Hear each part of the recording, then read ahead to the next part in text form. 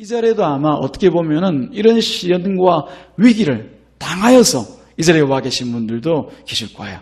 이미 지나간 분도 계시고 지금 당하고 또 앞으로도 만나야 될 그런 위기가 우리 가운데 있는 것 사실입니다. 그러나 그 위기 앞에서 우리는 무엇을 생각해야 될까요? 위기는 우리 가운데 주시는 하나님의 사인이다. 어떤 사인? 우리 신앙과 믿음을 점점 성장시켜 가시는 그런 놀라운 하나님 은혜 가운데 있는 사인이라고 하는 것을 다시 한번 생각하는 시간이 되기를 주님의 이름으로 축복합니다. 우리가 본문으로 돌아가서 이사야 22장 말씀 안에서도 보면은 이런 내용들이 사실은 들어가 있어요. 20여 장에서 보는 이사야가 가서 말씀을 전하고 있는 그 대상이 누구냐면 남유다 백성들이에요. 히스기야 왕과 함께하고 있는 이 남유다 백성들이 지금 큰 위기를 직면해 있었습니다. 어떤 위기냐면은 당시에 세계에 가장 패권을 가지고 있는 아수르라고 하는 이 백성들이 무려 3번이나 이 남유다를 향하여서 특별히 예루살렘 성을 향하여서 침공해 온단 말이죠. 그래서 첫 번째, 두 번째 침공에는 이 히스기야와 남유다 백성들이 그야말로 죽을 지경까지 갑니다. 이 예루살렘 앞까지 쳐들어와 가지고 히스기야가 굴욕을 그 앞에서 보이면서 내가 이 아수르를 섬기겠습니다. 조공을 바치겠습니다. 그러고 나서 겨우 살아나거든요. 그래서 3차 때는 이 백성들이 어떻게 되어집니까? 이래도 저래도 안 되니까 하나님만 믿고 의지하자. 지금까지 아수르도 의지해봤고 저 애굽도 의지해봤지만 아무 소용없더라. 하나님 외에는 없더라. 그러고 나서 히스기야 왕이 하나님 앞에 나가서 엎드려서 기도가 간구하거든요. 하나님이여, 저 사내립 왕을 그저 두시겠습니까? 저 랍사게가 하나님을 모욕하는데 그냥 두시겠습니까? 이 백성을 구원하시고 하나님의 됨을 알게 하여 주옵소서. 엎드려서 기도 간구하니까 하룻밤 사이에 기적이 일어나요. 18만 5천, 여러분 한번 생각해 보십시오. 엄청난 군대가 아닙니까? 그 아수르 군대 18만 5천이 하룻밤 사이에 다 죽어버리는 거예요. 네. 하나님의 천사가 와서 그 진영을 뒤흔들어 놓으니까 그렇게 건장하게 호령하면서 마치 세상을 다 가진 것 같은 군대가 하룻밤 사이에 전멸당합니다. 그래서 그 군대를 이끌고 왔던 사내립 왕이 얼굴이 뜨뜻해가지고 무슨 얘기입니까? 부끄러워서 견디지를 못하고 속히 자기 주위에 있던 친위대만 이끌고 자기 나라로 돌아가는 거죠. 이런 놀라운 역사가 일어났습니다. 그 위태했던 하룻밤을 지내는 사이에 하나님의 놀라운 역사가 일어난 것이죠. 하나님께서 아수르의 그 큰 군대를 괴멸시켜 버리는 그런 역사가 일어난 것입니다. 그러나 그날에 하나님께서는 이사야를 이 이스라엘 백성들, 이 남유다 백성들이 어떤 모양으로 있는지 가서 보아라, 그렇게 얘기를 합니다. 볼 게 있었던가 보죠.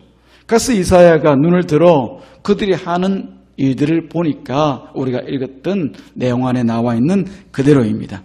22장 1절 말씀에 보니까 네가 지붕에 올라가면 어찌함인고. 지붕에 올라가 있어요. 이스라엘 백성들의 그 지붕은, 유대인들의 그 지붕이라고 하는 것은 우리처럼 이렇게 뾰족뾰족하게 세워놓은 것이 아니라 지금 우리 교회 옥상 있죠, 그죠? 그 옥상들처럼 평평하게 만들어 놨어요. 그리고 이 사람들이 낮에 뜨거운 햇빛을 피해서 그늘을 두고 그 위에서 쉬기도 하고, 또 한편으로는 연회석을 만들어서 가족이나 친지들을 불러서 그 위에서 잔치도 벌이고 하는 그런 공간과 장소가 되는 거예요. 때로는 거기서 예배도 드리기도 하고요. 예배라고 해야 그 사람들이 모여서 또 함께 하나님을 찬송하는 그런 일들을 얘기하는 거죠. 그런 옥상이라기보다도 그 지붕에서 이 사람들이 뭔가를 지금 하고 있어요. 2절 말씀 보니까 뭘 하고 있는지를 자세하게 보여주고 있습니다. 소란하며 떠들던 성, 즐거워하던 고울이여, 이렇게 얘기하고 있어요. 이 사람들이 보니까 소란하고 떠들고, 또 한편을 보니까 지금 굉장히 즐거워하고 있습니다. 남유다가 아수르 군대가 다 돌아가고 난 뒤에 그 지붕에 올라가서 환호하며 지금 떠들어대고 있다, 그 말입니다. 이 사람들 가운데는 아마 지붕을 가질 정도의 그런 사람이라고 하면은 아마 제법 위세가 있는 사람들일 가능성이 큽니다. 일반 사람들이라고 해봐야 그 지붕 위에서 뭘 할 수 있겠습니까만은 지금 많은 사람들이 올라가서 떠들고 지금 환호하고 지금 소란을 피울 그 정도 규모의 집을 가지고 있으면 되게 고관 대작들이지 않겠습니까? 그 사람들의 사람을 불러다 놓고 지금 잔치하고 있는 거예요, 잔치. 그러고 나서 뭐라고 있습니까? 이스라엘의 구원이 마치 자기 공인 양, 아수르 군대가 물러나가고 지금 승리의 기분에 도취되어 가지고 자, 우리가 얼마나 열심히 했으면, 우리가 얼마나 진짜 이 방어에 철저히 하고 우리가 했으면은 그 공을 자기 공인 양 지금 공치사하면서 사람들 불러놓고 지금 흔하게 취해서 지금 잔치하고 있는 그런 상황입니다. 하나님께서 그들을 향하여서 말씀하시죠. 너희들이 과연 그랬던 자들이냐? 지금 아수르 군대 18만 5천이 죽은 것이 너희들 칼 들고 나가서 죽인 자들이냐? 안 그러면 너희들이 지혜를 모아서 작전을 잘 짜서 그 전쟁에 나가서 승리한 그 승리의 전리품이냐? 하나님께서 하셨다는 얘기죠. 그런데도 불구하고 너희들은 왜 그렇게 자랑하고 그렇게 했느냐? 오히려 너희들을 보니까 그 예루살렘에 둘러싸여 죽을 지경이 되었을 때, 이제 곧 함락될 그 지경에 이르렀을 때 너희들은 짐쌀 국리부터 한 사람들 아니냐? 실제로 그랬거든요.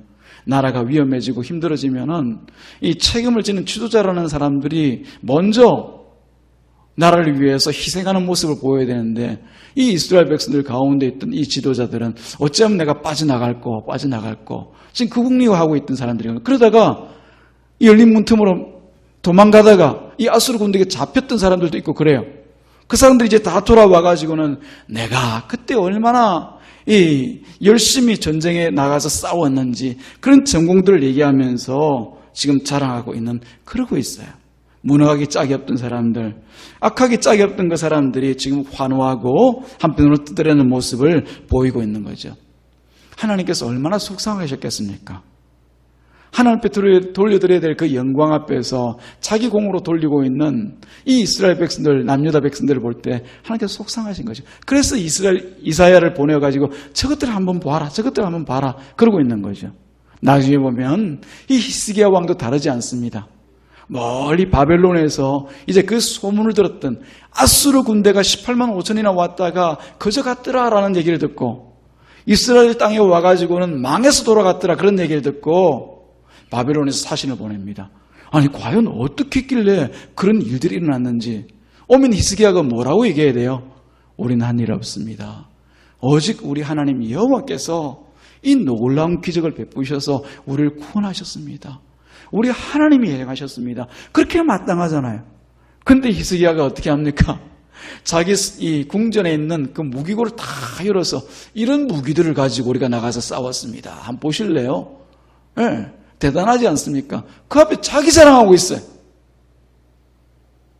이사야가 그런 참으로 악하기 짝이 없는, 어떻게 보면은 말할 수 없는 그들의 교만과 자만 앞에서 그야말로 애통한 심정으로 고개를 돌려버립니다.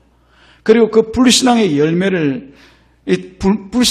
인해서 돌아오게 되어질 이스라엘 백성의 패망을 눈앞에 그대로 선선히 그리면서 그들을 향하여서 애통한 심정으로 5절 이하의 말씀을 이제 예언하고 선언하는 것이죠.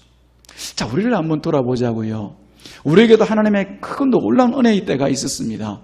우리가 잘 알다시피 1950년으로부터 시작되어진 그 전쟁을 통하여서, 그 전까지 우리가 얘기하면 물론 더 긴 역사겠지만은 이 나라 이 백성 이 민족의 환난과 어려움이 없던 시대가 없었습니다. 그야말로 위기의 연속이었습니다. 때마다 힘들고 어려운 일들이 계속하고 지속되어져 왔습니다. 그런데 우리가 누렸던, 교회가 누렸던 크고 놀라운 은혜가 있지 않습니까? 그때마다 하나님께서는 주의 백성들 일으켜 기도하는 자리에 세우시고, 뿐만 아니라 전도할 때마다 예수 그리스도의 복음이 이 온 땅, 한라에서 백두까지, 백두에서 한라까지 그야말로 온 천하에 예수 그리스도의 복음이 증거되어지고 많은 사람들이 주께 돌아오는 그런 부흥의 때를 우리 가운데 주셨지 않습니까? 그런데 이 땅이 어떻게 되어졌습니까? 이 땅이 그야말로 이 부흥의 때, 이 은혜의 때 자기 자랑하기 바빴던 것 같아요. 저도 그런 자랑 많이 했거든요. 우리 교회가 얼마나 크냐, 이 땅에 성도들이 얼마나 많냐, 이런 것들로, 혹은 우리가 얼마나 열심히 했길래 이러냐, 각자 돌아다니면서 얘기하는 사람 면면을 살펴보고 또 그 얘기를 듣자 보면은 나중에 보면 그 사람 자랑이에요. 그 누군가 뭔가를 했기 때문에 이런 일들이 일어났고, 내가 얼마나 하나님 앞에 기도했는데 하나님께서 그 기도를 보시고 이런 일들을 해주셨다. 자기 자랑이에요. 자기 자랑. 하나님께서 속상하셨겠죠. 우리 개인의 삶을 돌아보도 마찬가지입니다. 우리 개인에게도 지금까지 살아오면서 그 은혜가 왜 없으셨겠습니까? 엄청난 은혜들이 우리 가운데 쏟아 부어져서 지금 우리가 이 자리 가운데 와 있죠. 그런데 우리가 정작 날마다 이 하나님의 은혜에 대하여서 얼마나 생각하고 얼마나 그 은혜를 증가하면서 살아가느냐라고 하는 것이죠. 그것보다는 뭔가 조금 잘 되는 일이 있으면 자랑하기 바쁘잖아요. 내가 얼마나 열심히 했는데, 내가 얼마나 잘했는데, 내가 원래 그런 사람이야. 남의 이야기가 아닙니다. 바로 우리 한국교회와 저와 여러분들의 이야기입니다. 그래서 이 이사야가 이제 자만하는 이 예루살렘을 향하여서 다시 이방의 군대가 쳐들어올 것을 예언합니다. 그리고 그때 당할 일들에 대해서 5절 이하에서 아주 구체적으로 밝혀놓고 있어요. 가장 먼저 이사야가 지금 힘주어 얘기하고 싶은 것이 무엇인지 가장 먼저 얘기했겠죠. 5절 말씀에 이사야가 지금 하고 싶은 얘기를 한마디로 쏟아냅니다. 5절 같이 한번 읽어보시겠습니다. 5절 앞에까지만 우리가 읽으시면 되겠습니다. 시작. 환상의 골짜기에 주 만군의 여호와께로부터 이르는, 여기까지입니다. 주 만군의 여호와께로부터 이르는, 이제 너희가 앞으로 당할 일들은 하나님께서 하시는 일이야, 하나님께서 하시는 일이야, 그 얘기예요. 천지 만물을 주관하시는 만군의 하나님, 전지하시고 전능하신 그 하나님께서 너희들에게 지금 쏟아 부으실 그 일들이야, 자세히 들어, 그 얘기하고 있는 거예요. 그리고 나타난 뒤에 이야기들을 보니까 그야말로 아무 도움을 받을 수 없는 그 상황에서 성벽이 무너져 내립니다. 그 산이라고 표현되어 있는데 그 산은 무슨 산을 얘기합니까? 시온산이죠. 시온산. 예, 그 산은 바로 예루살렘을 얘기합니다. 그 예루살렘을 향하여서 비명소리가 울려 퍼질 것을 예언합니다. 시온산은 원래 하나님 앞에 예배하는 산이거든요. 말씀 있는 산이고요. 그 속에서 거룩한 주의 백성들이 나아가서 하나님을 찬송하고 힘주어 예배하는 그곳이 시온산인데 그곳에 비명소리가 울려 퍼질 것이다. 죽는다, 죽는다. 야, 다 죽었다. 뭐 이런 소리가 지금 울려 퍼지고 있는 거예요. 살려줘. 그런 얘기예요. 바빌론의 침공을 통하여서 이제 바빌론과 동맹을 맺고 있는 엘람이라고 하는 이 나라에서 활 잘 쏘는 백성들이거든요. 이 사람들 말 타고 다니면서 마치 뭐 징기스칸처럼 말 타고 다니면서 활을 쏘면 그냥 백발백중하는 그런 백성입니다. 이 사람들이 잔뜩 그 화살을 저용해가지고 와서 화살을 쏘아야 된다고 얘기하고 있습니다. 뿐만 아니라 기르라고 하는 이 사람들은 백병전에 아주 강한 백성들입니다. 이 사람들이 방패를 앞세우고 와서 이제 그 보병대로 이제 진군에 들어옵니다. 보병이 들어왔다는 얘기는 벌써 전쟁이 다 끝났다는 얘기죠. 그죠? 예. 그러고 나서 이제 그 군대들이 어떤 모양을 하고 있는지에 대해서 7절에 이렇게 얘기합니다. 병거는 유다의 골짜기마다 가득하고 마병대는 각 성문마다 도열해 있다. 어떤 형편인지 여러분 아시겠죠? 이스라엘 백성들의 모든 방어선이 다 무너져 버린 거예요. 이제는 시작 소리만 나면은, 공격 소리만 나면은 그 모든 성과 엎들이 다 무너지는, 예루살렘이 다 괴멸되는 그런 상황 직전에 와 있는 거예요. 이런 하나님의 진노 앞에서 과연 당할 자가 누가 있겠습니까? 그가 주의 백성이라고 하더라도 하나님의 진노 앞에서는 당할 자가 없습니다. 여기서 우리가 알 수 있는 중요한 하나의 사실이 있죠. 이스라엘 백성, 하나님의 선민입니다. 하나님께서 택하여 뽑은 백성입니다. 세상과는 구별되어서 살라고 세상으로부터 구별해 놓은 백성들이 바로 이 이스라엘 백성입니다. 그런데 이 사람들이 구별되어서 살지 않고 가나안처럼 사네요. 이 사람들이 저렇게 애굽을 사모하면서 애굽처럼 살려고 하네요. 선민이 아니죠. 구별된 백성이 아니죠. 그러다 보니까 이 사람들을 향하여서 하나님께서 어떻게 하십니까? 그때 가서 계속 얼르면서 그래 잘 살아보자, 잘해보자 그러시나요? 아니요. 지금 뭐하고 계십니까? 군대를 보내서 쳐서 멸망을 시키고 있잖아요. 우리들 돌아보십시오. 우리들도 하나님으로부터 부름받은 거룩한 주의 백성입니다. 왕같은 제사장이라는 이름도 사용하기도 우리가 하고요. 그처럼 위대한 그 놀라운 그런 하나님부터 부여받은 신분들이 있습니다.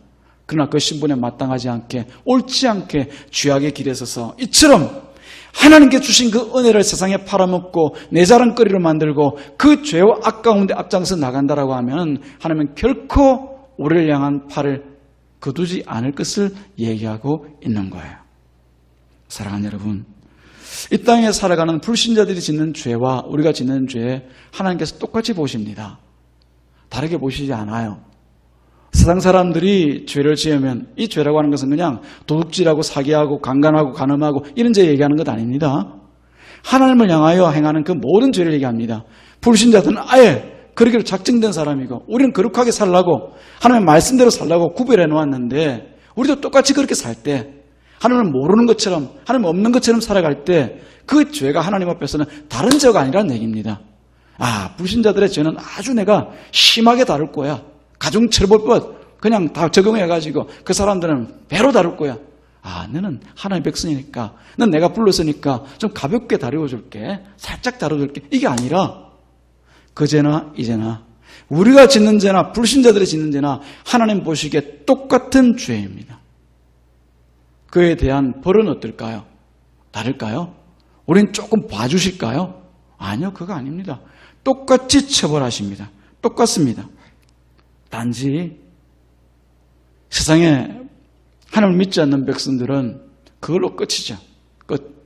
한 번 심판받으면 그걸로 끝이죠. 근데 뒤에 보면은 주의 백성들은 이 죄의 값을 치르기는 똑같이 치르지만은 한 번의 기회가 더 있죠. 언제입니까? 마지막 심판의 자리에서 예수 그리스도께서 우리 모든 죄를 덮으시고 구원하시는 그 과정이 더 있긴 하지만 세상에서 우리가 하나님의 백성임에도 불구하고 불신자처럼 살아가게 되어지면은 그 죄의 값은 똑같이 물어야 됩니다. 오늘 성경이 그렇게 말하고 있거든요. 이스라엘 백성들 여러분들 그 종말이 어떻죠? 남유다, 북이스라엘. 그렇게 돌아오라고 하나님께서 자신의 선지자들을 보내어서 돌아오라 얘기할 때 돌아왔으면 되었을 것을 돌아오지 않고 저 세상 사람들과 똑같이 가는 길 가다 보니까 마지막은 어떻게 되어집니까? 북이스라엘은 방금 말씀드린 아수를 통하여서 BC 722년 패망합니다. 흔적도 없이 사라져버립니다. 그 성읍들이 자랑하던 일들이 다 사라져버립니다. 남유다는 어떻습니까? BC 587년에 그들도 역시 바벨론을 통하여서 흔적도 없이 사라져버립니다. 586년이라고 말하는 사람들도 있고요. 이와 같이 그들도 죄악 가운데 있을 때 하나님은 세상 나라들을 망하게 하시는 것처럼 하나님의 백성들도 망하게 하시더라라고 하는 거죠. 우리가 하나님 앞에 살아가면서 늘 잘 되겠지. 이렇게 살아도 끝내는 잘 되겠지. 이런 막연한 기대를 가지고 살지 마시기를 주님의 이름으로 축복합니다. 하나님 다 보고 계시고 또 하나님께서 다 카운트하고 계시다는 것을 기억하십시오. 제가 여러분들 괜히 이 아침에 예배드리러 나와서 정말 하나님을 향하여서 귀한 마음을 가지고 있는데 제가 겁주려고 이런 말씀을 드리는 것이 아니라 그게 성경에서 우리 가운데 가르치고 있는 것이고 이것을 알아야 여러분들이 또 제가 하나님 앞에 온전히 사는 그 길을 택하여 갈 수가 있는 거예요. 그죠? 이렇게 살아도 되겠지. 되는 게 아닙니다. 되는 게 아닙니다. 그때 하나님께서 이 유다를 향하여서 진노하셔서 바벨론 군대를 보낼 때 그야말로 그 성문 앞에서 공성퇴라고 여러분 아시죠? 큰 나무 같은 걸 가져와가지고 성문과 벽을 막 두드리지 않습니까? 성 무너지라고. 그럼 그 소리가 이 성 안에 있는 사람들이 들을 때는 얼마나 두려운 소리겠습니까? 꿍 울려 퍼질 때마다 야 저러다 성 무너지는 거 아닌가? 저러다가 성문 박살나는 것 아닌가? 들어오면 어떡해? 이제 우리 다 죽었네. 그런 소리가 나면은 이제 이스라엘 백성들이 누구에게 돌아가야 됩니까? 여호와 하나님께로 돌아와야죠. 자기 주인에게로 돌아가야죠. 그때서라도. 그럼에도 불구하고 이 절망스러운 상황에서 남유다 백성이 어떻게 지금 하고 있는지를 이사야가 고발하고 있습니다. 너희들이 이러고 있더라. 어떻게 했습니까? 그래서 성이 무너지고 적이 진격해오자 급히 무기고를 찾습니다.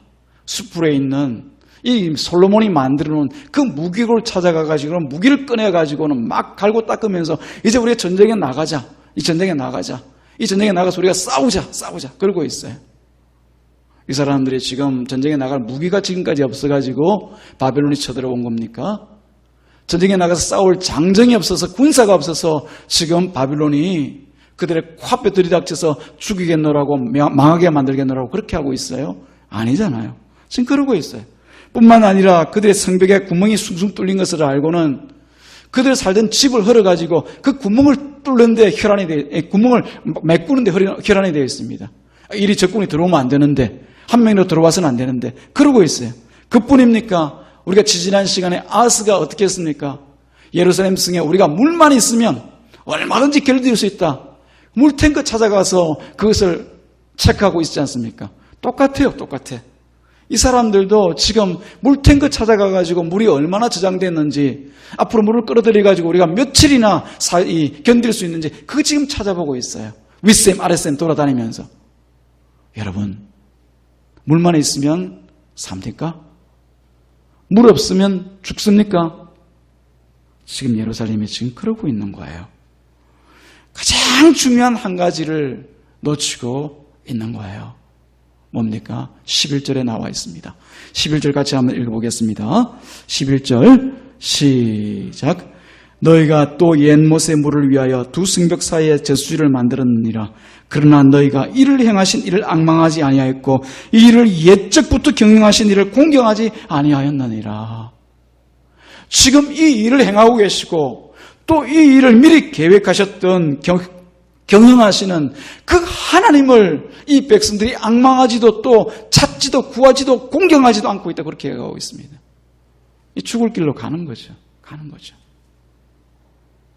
비록 마지막 그 한순간이라 할지라도 하나님께 돌이켜 주여 제가 이 자리에서 죽습니다마는 다시 이 내 믿음의 고백을 하나님께 드리고 저는 죽기를 원합니다.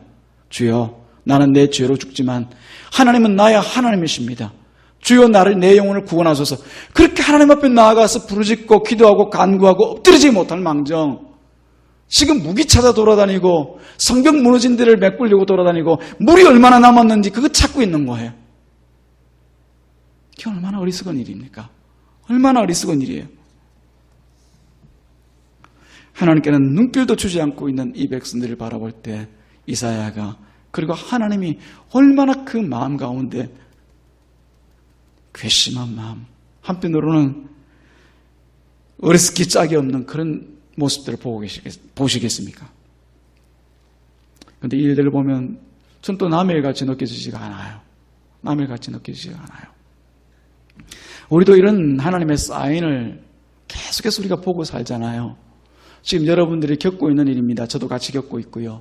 보면은 여러분 어떠세요? 이런 유행병이 한번 돌고 나면은 제 경험상으로 보니까 한 얼마 지나다가 금방 그치고 그래요. 그리고 꼭 마스크 쓰고 돌아다니고 사람들이 전업을 다 피하고 이처럼 하는 일들이 없었어요. 지금까지는. 여러분들 저보다 오래 사신 분들은 어떠신지 모르겠습니다만은. 근데 지금 이게 얼마나 오래 가고 있습니까? 오늘 오래 갔으면 지금 거의 끝날 때쯤 됐습니까? 그렇지도 않거든요. 길고 끈질기잖아요. 장마 한번 보십시오. 오늘 일부 예배 드리고 돌아가는 우리 교환분과 얘기를 나누면서 아버님이 시골에 계신데 90년 동안 이런 장마는 처음 본대요. 저는 그 나이까지 못 살아봤으니까 저도 이런 긴 장마에 또 이처럼 끈질기게 물을 쏟아붓는 이런 장마는 저는 처음 경험하는 것 같아요.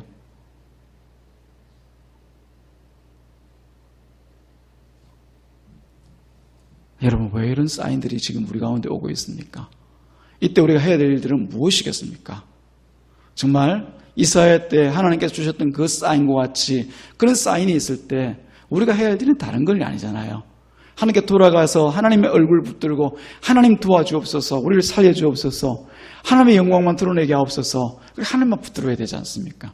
그런데 어떻게 된 셈인지 자꾸 하나님의 얼굴을 붙들기는커녕 자꾸만 어떻게 하면 다른 살 길을 찾아서 자꾸만 구하고 찾는 것 같아요. 제가 일일이 말씀드리기가 송구할 정도로 전혀 이런 하나님의 사인과는 관심 없이 언제 이 바이러스가 물러갈까? 언제 이 장마가 끝날까? 일기예보 집중해서 보고 또 바이러스 다루는 그 의학자들이 얘기하는 그런 얘기들만 듣고 있습니다. 또 정치 상황에 이 대한민국 정치 상황에 골몰해가지고 그거 보면서 언제 이 시대가 끝날까? 이런 것만 골몰해 있어요. 결코 다른 일 같지가 않습니다. 제가 보기에는. 이 불신앙의 대화에 대한 대가는 철저히 치르게 되어 있습니다. 12절부터 14절 말씀 사이에 보면 하나님께서는 이 이스라엘 백성들을 마침내 망하게 하실 것이다 얘기합니다. 근데 하나님은 그렇잖아요. 자기 백성을 망하게 하시는 것이 궁극적인 그 목적이 아니지 않습니까? 뭐가 목적입니까? 회개해서 돌아오는 것, 그거잖아요. 그래서 말씀하시는 거잖아요.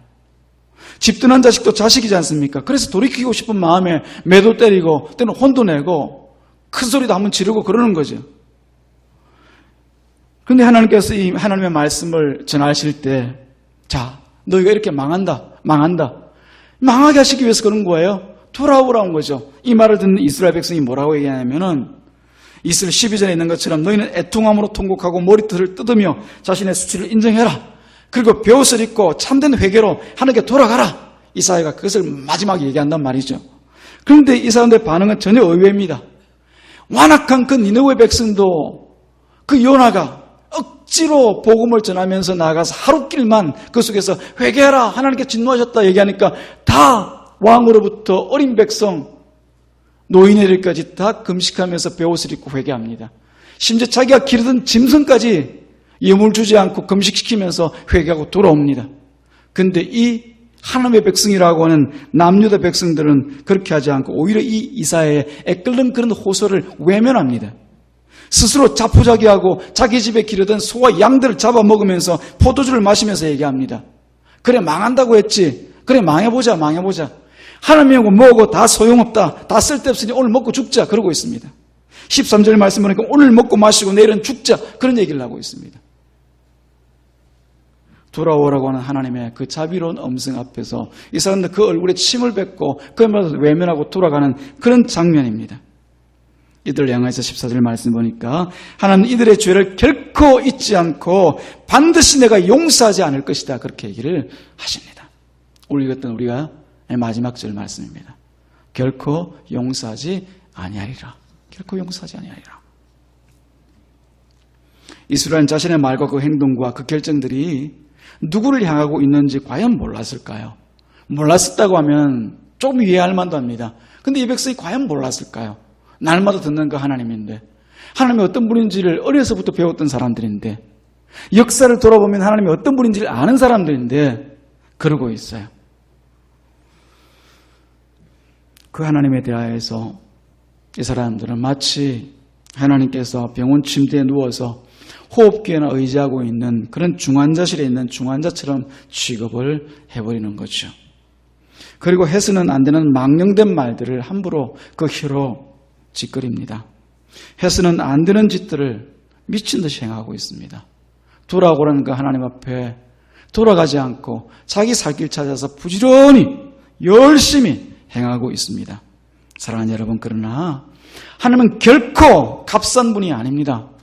우리가 대충 하나님 이제 돌아갈게요 싱긋 웃는다고 해서 하나님께 쿨하게 그래 이제 돌아왔구나 모든 거 끝내자 잘했어 칭찬해주는 엉덩이 두드려주는 그런 하나님이 아닌 것을 여러분이 아시길 바랍니다. 하나님께서 말씀하지 않습니까? 너희의 그런 죄악은 너희가 죽기까지 용서하지 아니할 것이다. 그렇게 얘기하는 거죠. 이게 저와 여러분들의 운명입니다. 이스라엘 백성들의 이야기를 지금 얘기하고 있지만 사실은 저와 여러분들의 이야기죠. 날마다 하나님의 말씀을 듣고 살아가지만은 우리가 하나님 앞에 돌아오는 얘기를 듣고 날마다 그렇게 살아가지만 사실은 우리가 그렇게 살아가지를 않습니다.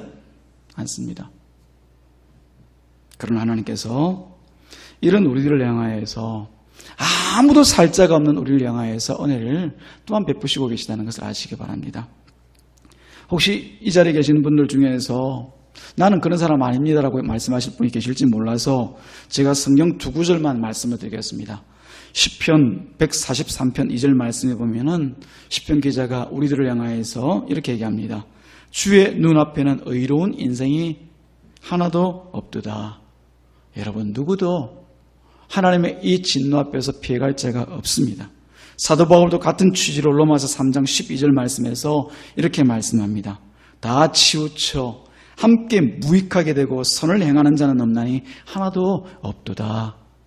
저와 여러분들 가운데 누구도 그 하나님의 두려운 진노를 피해갈 사람이 아무도 없다라고 하는 겁니다. 근데 이 심판을 피하게 하기 위해서 하나님께서 예수 그리스도를 보내어 주신 거예요.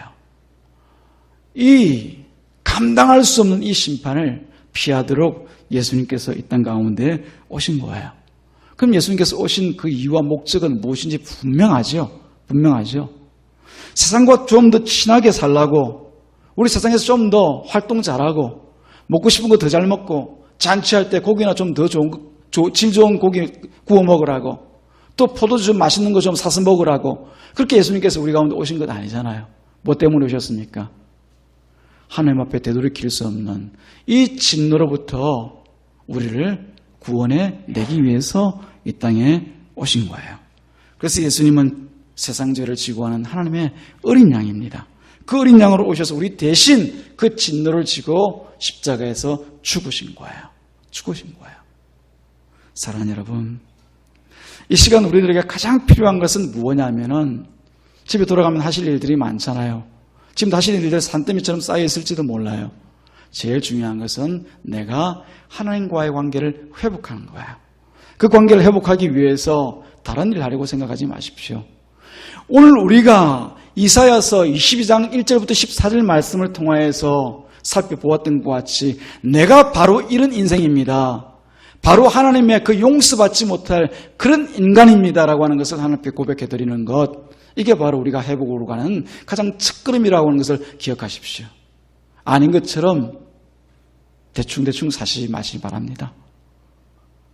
이런 나를 위하여 주님께서 이 땅에 오셔서 이런 나를 위해서 친히 십자가에 죽으시고 내 죄를 그 십자가에서 다 감당하셨으니 예수님만 나의 주인이십니다. 나의 구원이십니다. 이 고백을 통하여서 하나님과만 다시 교통할 수 있는 거예요. 그래서 우리가 자주 부르는 찬송, 예수를 나의 구주 삼고, 예수를 나의 구주 삼고, 이 찬송의 의미를 여러분들이 좀 더 깊이 생각해 보시는 이 한 주가 되기를 주님의 이름으로 축복합니다. 예수님은 저와 여러분들을 구원하신 분이시고 또한 주인으로 이 자리에 와 계신 분이십니다. 기도하겠습니다.